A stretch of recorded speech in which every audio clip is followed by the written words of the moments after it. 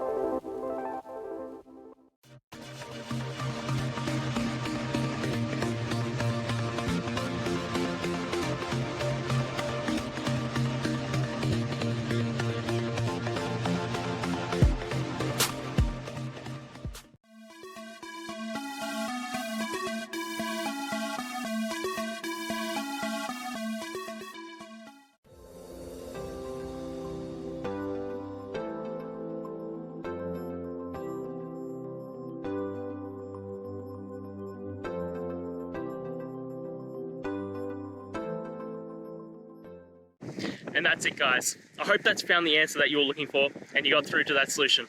If you did, please hit the subscribe button. I'd really appreciate it. And until the next time you have a technical issue, I'll see ya. Have a good one.